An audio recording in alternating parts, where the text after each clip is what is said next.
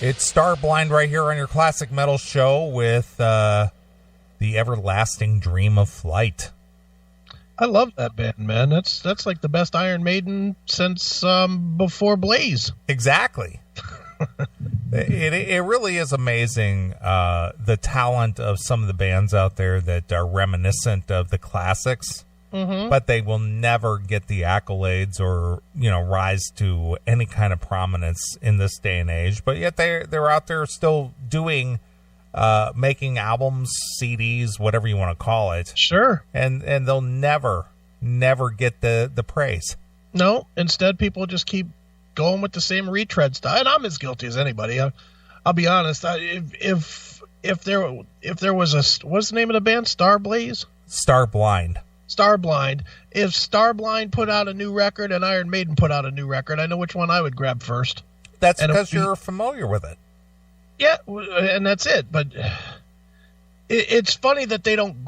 I don't know what it is, but they don't grow on you like they used to. I mean, I love everything that you've played in the last 6 months of that band. I've liked every single song that you've played of it, and yet it doesn't become my go-to music in on my phone or on my computer. Well, the unfortunate part of that, and we've done this a million times on the show, is that a commercial outlet who supported that kind of stuff, mm-hmm. you're familiar with it because of the repetitiousness of hearing it on MTV or commercial radio or something.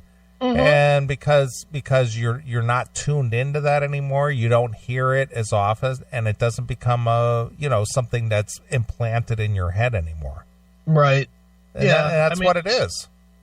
I wish there was a way, and I guess there is a way, is if I would make a playlist and throw it in there and just play it all the time. But it's just the days of discovering music, I think, are just sort of gone. Maybe it's my age, where I'm just not as hungry for new music anymore. Right. Or something. Because, I have all the tools to certainly have these bands in my head over and over. I mean, I don't work at a job where I can't listen to music all day long. I have a 256 gig hard drive on my fucking iPhone. So I think I have 15,000 songs downloaded on it. I have the ability to make playlists, and I just don't. I sit around in my house and I'm like, I want to hear some power metal, and then I go right to fucking Iron Maiden. Yeah, well, again, it's the familiarity of it, mm-hmm. and it's what you were brought up on as a younger person. Yeah. And the thing is if there was still an outlet where this kind of stuff was featured all the time and you heard it again and again and again, mm-hmm. it would get ingrained. But the thing is that even though you have a position to where you can go search for it, mm-hmm. the problem is it's not spoon-fed to you. You have to go look for it.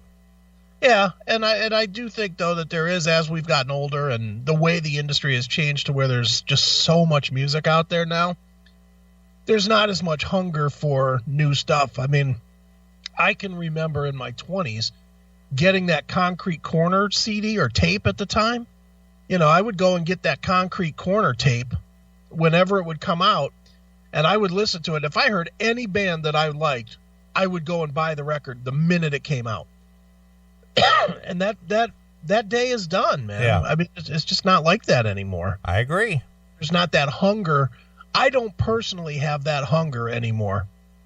It just doesn't. I just don't have that. Well, you've got 30 plus years of music in your memory bank, so it may be filled up by now.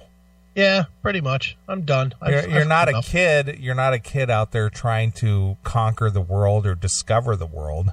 Mm-hmm. You've been there and done that, so it's not quite as exciting anymore. Yeah, I'll just stick to my Dio holograms and call it a day. There you are. Well, a guy that has discovered a relatively new band, and they're not even new at this point. Mm-hmm. Steel Panther. Okay. Steel Panther obviously represents an era gone by. Sure. But they're very successful at it because they make it fun and entertaining. Sure. Well, our good friend Eddie Trunk took a call which we have annoying callers too. What? Yes. Periodically we get annoying callers. Like that guy last week? Jesus fucking God. Yeah, Daniel from New Jersey. Oh, my God. Talk about wanting to fucking take 2 pens and just cave my eardrums in. Jesus Christ. Well, anyway, Eddie Trunk took a call from a guy who wanted to hire Steel Panther to come play at his house. Right, yeah. And he wanted to know why it was so much money to get these guys to just come to his house and hang out. Mm-hmm. And Eddie, I think he was, as much as we sometimes bag on Eddie for being a little full of himself, I think that he was pretty spot on with his assessment and explaining that, regardless if you're having them play as an opening act in an arena or coming to your backyard barbecue, it's still time and effort and energy and travel and all the things that they have to do to accommodate that. Sure. So let's take a listen to this Eddie Trunk caller. Okay. Compliments of Eddie Trunk. Yes. And he'll explain to this guy why it would cost the full fee to just let them come and hang out. Yeah, okay. Here we go. For your patience, you are on the air. What's going on? Hey, brother. First of all, let me tell you how much I enjoy your show. Thank you. Good insight. But the reason I actually called today was I'm 51 years old, turned 51 in January. I'm a metalhead since I was a baby. All right. Number one, the guy's 51 years old. Uh-huh. He wants Steel Panther to come to his house. Okay. Dude, 51, wanting Steel Panther to come hang out with you. Yeah. You make your own conclusions. Yeah. Why don't you make a couple friends there, pal? Yeah, exactly. I got on stage with Steel Panther in March at the House of Blues. Great bunch of guys, had a blast. Tried to book them for a private gig at my house. Waited a year for the contract. Contract finally came in. It was going to be $15,000 plus expenses. I was all about it. When I get the contract, it's for an hour. My question to you is, why would the fee for a non-performance show be so exorbitantly expensive? I'm going to tell you what. I'll come and perform or not perform for $15,000 at his house. Yeah. Hell, I'll flip the burgers.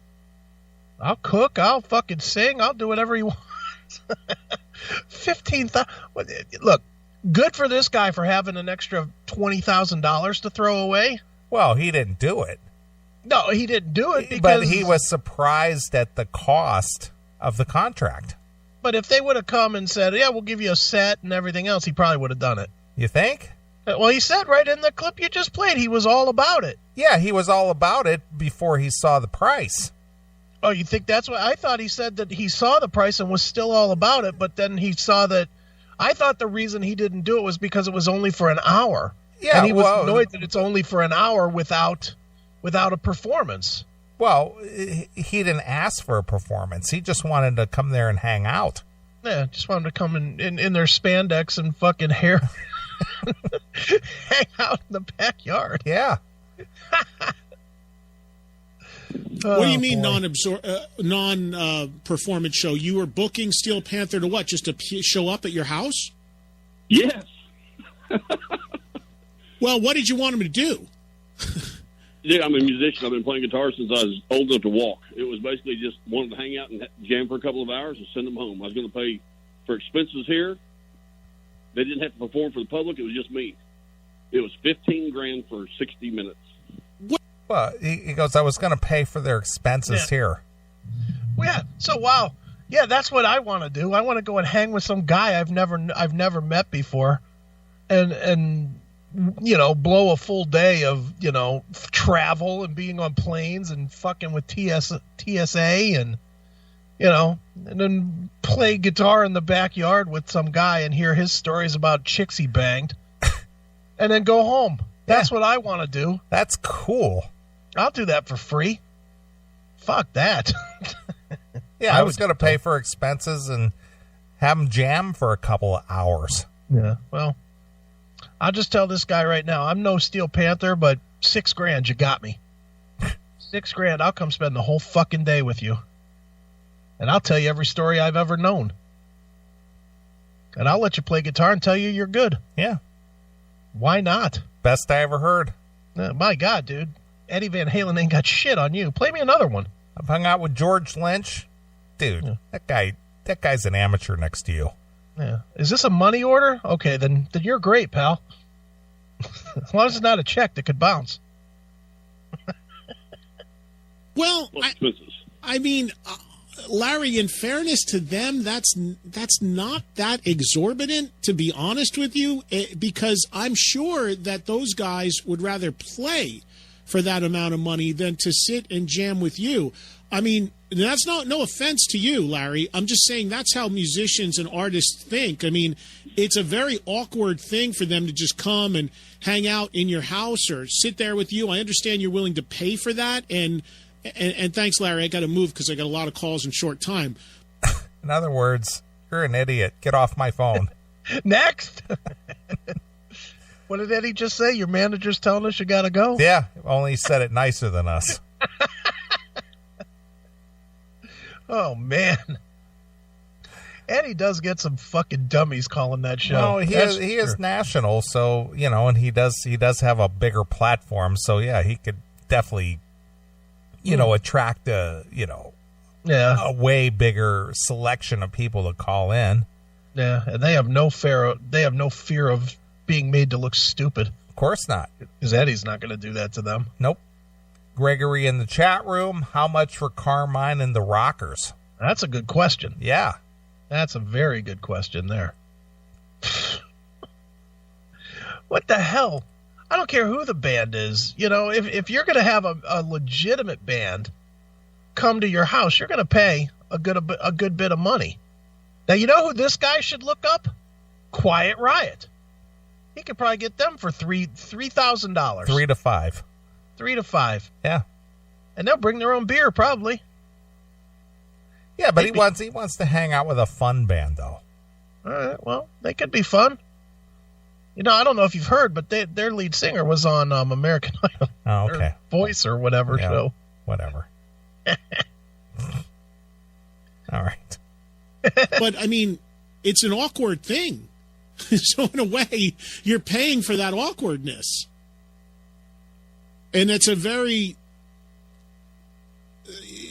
still, see, a musician, if they're going to come and do something like that, they'd rather have a set thing to do, go on stage at 10, be off stage at 11, and be done, than being like, we don't know, come and meet my wife, hang out here, go, let's cook a barbecue. I mean, that's just, guys want to do their gig and get out. They don't want to be in that situation. So I'm sure the price you were quoted for that was probably pretty close to being the same if they would have performed. Yeah, fair enough. What do you think Ed's price would have been to go over to Larry's house? $6,000. $6,000? Would you blame him for doing it? I wouldn't. Well, if it's just Eddie and he didn't have to lug any gear or anything. Yeah, that's what I'm saying. That's what that guy should have said. Hey, Eddie, how much for you to come by? Yeah. That would have been great. Yeah, swing by, tilt back a couple beers. Let me tell you my stories from high school from 40 years ago. I'll show you how good a guitar player I am, because as you probably heard, I've been playing guitar since I could walk. Yeah. Ed should try and work that out. I want you to meet my piece of ass wife. She's banged out 3 or 4 kids, but she used to be a cheerleader in high school 40 years ago. Yeah, keyword used to. Used to. Yeah. Just because it's the same, I mean, beyond bringing in the equipment, it's the same thing. It's their time. You're paying for the time out of people's lives. So, is that valuable? You would think if your career is your time and your talent, then I would think that that's what you're paying for. Well, I'm glad that Ralph Saenz has never charged me to hang out with him. Well, he would if you want him to come to your house. I hung out with Ralph last July at the Loud in Lima. Yeah. Speaking of that, they announced the next one. Really? The next Loud in Lima, well, yeah. Pull that information up because I want to cover that. I was not aware of it. Well, they didn't announce a band yet. But Oh, there's going to be one, though. yeah, it's called Louder in Lima. All right. It's in July, and they've moved. The one big note that I noticed is, and they're making a big deal out of it, they're moving to the Midway, so there won't be any mud this year. Yeah, it was like a corral that they were performing in. Yeah, it's July 20th and 21st. Oh, it's a 2-day deal now. It's a 2-day deal instead of 3. All right. But it's called Louder in Lima. All right. Guy must have more money than he knows what to do with. Well, shit, he should book us to host it. No shit. Maybe you Now that should. we're big-time players. Maybe you should reach out. Maybe I should reach out. Tell him for a mere $6,000 we could be there. I think that's what you should do, because it might be worth it. He might. Well, you're his buddy. You should reach out to him. You know, split $3,000 each way. dude, I'm all in. You get us $3,000 to fucking go to Lima. That's just about what it would cost me for security. So I would go. There you go. You know, I would go. $3,000? Fuck yes. $3,000 to watch fucking Kicks or whatever. Whoever he's bringing this year. I'd go to that in a minute. Right. Oh, I get you wondering about that, but it's still something they have to do. So the price is going to be the price. I've never heard of people doing what you want to do. I'm sure it happens. There's tons of private gigs that go on. People would be shocked how many artists play private shows or do private things for huge money. Why would they be shocked? I don't know. Because they don't think it happens, I guess. I don't know. Okay. That's why it's called private. Yeah. I'm shocked just hearing that happens. I never knew. Okay. I mean, you go out to the Hamptons on Long Island in the summer where there's really wealthy people. You walk into somebody's backyard, Bon Jovi could be standing there playing for 20 people. Because those people have such disposable money. Yeah, John Bon Jovi might be pocketing $1 million to do that for a couple hours. So it's a very common thing to happen. But if anything, it's usually more expensive than a show because it is exclusive and can be a little bit awkward, and it still eats up a lot of time. So there you are. Well, he's right. He's dead on that. Yeah, I agree. Yeah, he's definitely dead on with that one. The wisdom of Eddie. Yeah, well, he knows what he's talking about. He does. But I just find that interesting or funny. Not so much interesting, but just funny that some guy would call his show, right, and just say, "Hey, I was trying to book Steel Panther to come hang out in my garage with me," and they wanted like 15,000, man. Yeah, what's up with that? Yeah, no kidding, dude. I mean, outside of a band that you really, really know well, like take Dokken out of the equation for you. But to get somebody else that we even know a little bit, just to get them out of the building is a pain in the ass. It is a pain in the ass. To get a band to say, hey, you guys, let's meet down the street and have some dinner or something. None of them ever want to do it. No. They just want to fucking play their gig and get the fuck out of there. Because they don't want to deal with the people. It's a job. Yeah. They don't want to deal with people coming up and saying, oh, man, I love you. I'm going to see you at the show in 2 hours. They don't want to do that.